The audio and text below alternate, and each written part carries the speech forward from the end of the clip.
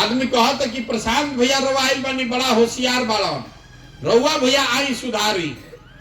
अरे भाई, लइका राउर संकट में बा, गरीबी में रउआ जियतानी, तो हम काहे राउर मदद करी भाई? आपको न खड़ा होना पड़ेगा। सबे ही सोचता बिहार में कोई आई तेकरा के सुधार दी, कोई आई तेकरा के सुधार दी तो हमने के बढ़िया हो जाए। तो हम आपको बताने आए हैं कि कोई आदमी आकर इसको सुधारने वाला नहीं है। कोई मंगल ग्रह से आके सुधारी, जब रउआ सुधरे के तैयारे नहीं की तो कोई दूसरा आदमी सुधार दी। देखिए 2014 में हल्ला भइल कि मोदी जी हम न तो सब सुधर जाए। 2014 में मोदी जी के हम ही प्रचार करत रही। यूपी बिहार में आधा से ज्यादा आदमी मोदी जी के नाम ना जानत रहो। अब आज आदमी लाठी डंडा करे के तैयार बा कि तारा बुझाता मोदी जी से देश के विकास होई। अब के बहस करे जाओ, छोड़ी भाई विकास होई कि ना, छोड़ दिए बात के। मोदी जी 9 बरस से प्रधानमंत्री हैं, हमने के सब आदमी वोट देले बानी जा। मोदी जी के आवे से, प्रधानमंत्री बने से बिहार के विकास भइल कि ना, ये छोड़ दी। मोदी जी के प्रयास से बिहार को कोई फायदा हुआ कि नहीं, इसको भी छोड़ दीजिए। मोदी जी के प्रयास से लड़कों को रोजगार मिला कि नहीं, इसको भी छोड़ दीजिए। 9 बरस से मोदी जी प्रधानमंत्री हैं, और जितना आदमी रहा भाजपा के वोटर बानी, जब वोट देले बानी, सबके खुला चुनौती देके जाता नहीं। 9 बरस में मोदी जी ने अगर बिहार के विकास के लिए एक बैठक किया है, आप हमको पेपर कटिंग प्रमाण दिखा दीजिए, हम कल से मोदी जी का झंडा लेकर चलने को तैयार। एगो बैठक तक नहीं किया उस आदमी ने 9 बरस में। और रउआ जा उछल उछल के जाके कमल पर वोट दबाई, तो आपका लड़का मजदूर नहीं बनेगा सूरत में, तो फैक्ट्री यहाँ का मालिक बनेगा। आप गलत वोट अगर दीजिएगा तो मोदी जी क्या गलती बा? जब मोदी जी कुछ करते नहीं कौन, तबो रउआ जब वोट दे, तराउर लड़का जाके सूरत में मजदूरे न बनी। सूरत में बनता बुलेट ट्रेन, गुजरात में चलता बुलेट ट्रेन, मोदी जी बनावता बुलेट ट्रेन अहमदाबाद से बॉम्बे जाए खातिर। पहले ही से 50 गो ट्रेन बा, जा एरोप्लेन बा जाए खातिर, रोड बा, लेकिन मोदी जी बना रहे हैं बुलेट ट्रेन। अहमदाबाद का गुजरात का आदमी बॉम्बे जाए, आसानी से तेजी से जाए, दिक्कत तो करम मत होके। बुलेट ट्रेन बनावे के खर्चा कितना बा? 1 लाख करोड़ रुपया। 1 लाख करोड़ रुपया लगा के बुलेट ट्रेन बनता कि गुजरात के आदमी आराम से बॉम्बे जा सकस, आ बिहार के आदमी के पैसेंजर भी नहीं खे मिलत। तो हमनी के दुर्दशा ना रही तो के कर रही? यही बताने चले हैं कि कोई एक आदमी बिहार को नहीं सुधारने वाला है। मोदियों जी के पता बा जरूरत का भैया काम करे के, रउआ तो अपने आप उछल के जाके वोट दे मोदी जी के। मोदी जी काम करस चाहे ना करस, 40 में 39 गो MP जिता के रउआ भेजल ही बानी, फिर अभी 24 में चुनाव हुई, फिर 35 गो जिता के भेज दे, 30 गो 35 गो। क्यों काम होगा? कोई नेता गलत नहीं कर रहा, गलती आप कर रहे हैं। आप अपने बच्चे का ख्याल नहीं कर रहे हैं, आप अपने बच्चे के पढ़ाई के लिए वोट नहीं दे रहे हैं, आप अपने बच्चे के रोजगार के लिए वोट नहीं दे रहे हैं, तो कैसे सुधरेगा? सुधरने वाला नहीं है। यही बताने के लिए पैदल चल रहे हैं। आदमी कहता कि भैया हमने के सब बुझाता, लेकिन हमने भी जो दल ना रहे, विकल्प नहीं थे, रउआ दल बनाई, तो हम दल काहे नहीं बना रहे? अरे भाई, बिहार में पहले ही से 50 गो दल बा, एगो हमू दल बना ले तो उसे का हो जाए? एगो ठगे वाला और बढ़ जाइए। हमारे दल बनाने से विकल्प नहीं मिलेगा। अगर आपको बिहार में विकल्प बनाना है तो जो रास्ता गांधी जी ने दिखाया उस पर चलना पड़ेगा। गांधी जी ने देश को आजाद कैसे कराया? गांधी जी दल बना के वोट लेके थोड़े देश के आजाद करैलन।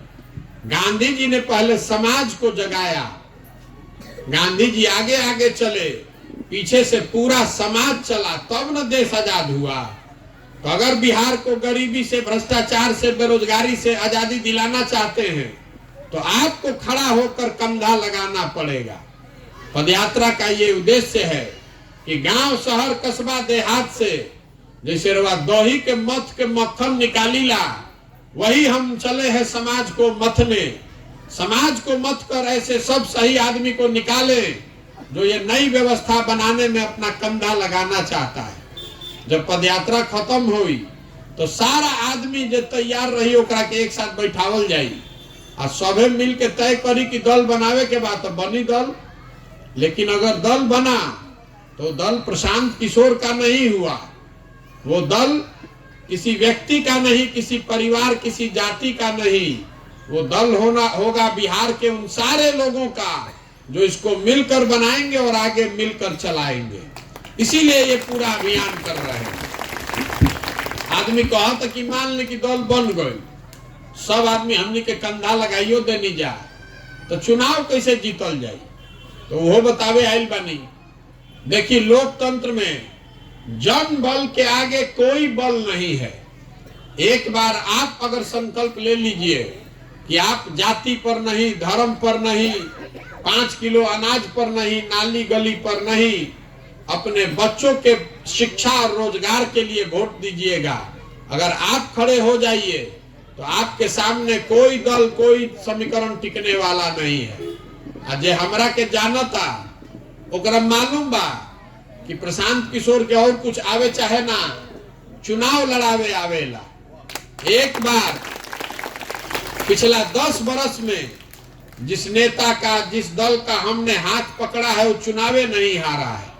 इस बार संकल्प लिए हैं, किसी नेता का नहीं, दल का नहीं, बिहार की जनता का हाथ पकड़े हैं। जिसको भी समाज अपने बीच से चुन कर निकालेगा, वो गरीब हो अमीर हो, अगड़ा हो पिछड़ा हो, हिंदू हो मुसलमान हो, जे करे के सबे मिल के चुनी, उसी के पीछे जन सुराज की और मेरी पूरी ताकत, शक्ति, पैसा, बुद्धि सब लगाया जाएगा और आपके समर्थन और आशीर्वाद से उसको जिता कर लाया जाएगा।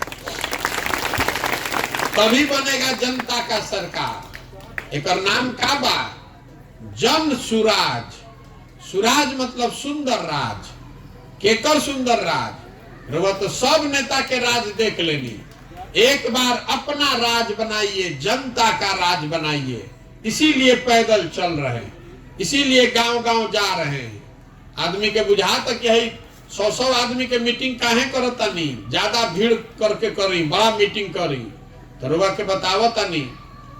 फर्श पर काई लागल बा, काउर जाम जाता तो कैसे छोड़ावता नहीं, बैठ के ईंटा से रगड़े पड़ी। काई लगे हुए फर्श पर दौड़ने जाइएगा तो गिर जाइएगा, हाथ पैर टूट जाएगा। तो बिहार के लोगों के मानस पटल पर ये 50 वर्ष का जाति का, धर्म का इतना काई जमा हुआ है कि जब तक घरे घर जाके करा के छोड़ावल ना जाए तब तक बिहार के ना सुधारल जा सकेगा। इसीलिए ये प्रयास कर रहे हैं। बिहार को अगर सुधारना है तो हजारों अच्छे लोगों को वार्ड सदस्य चुनकर लाना होगा। 5000 6000 अच्छा आदमी मुखिया और सरपंच बनना चाहिए। जिला परिषद में सैकड़ों अच्छे लोग जीत कर जाना चाहिए। 100-150 अच्छा आदमी विधायक बने के चाहिए। खाली मुख्यमंत्री बदले से बिहार नहीं सुधरे वाला। पूरा व्यवस्था में घुन लग गया है, नीचे से लेके ऊपर तक सब आदमी लूट रहल बा। तो रउआ बताएं कि पूरा व्यवस्था के सफाई होके के चाहिए कि ना होके के चाहिए?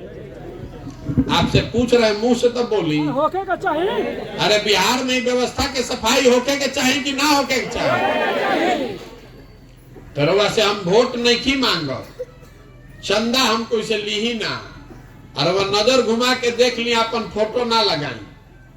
आपसे मांगने आए हैं आपका समर्थन और आशीर्वाद। तो रउआ से 2 सवाल पूछो, आपको उसका जवाब देना है। हाथ उठाकर सबको बोलना है, जरा मन हो हाँ बोली, जरा मन हो ना बोली।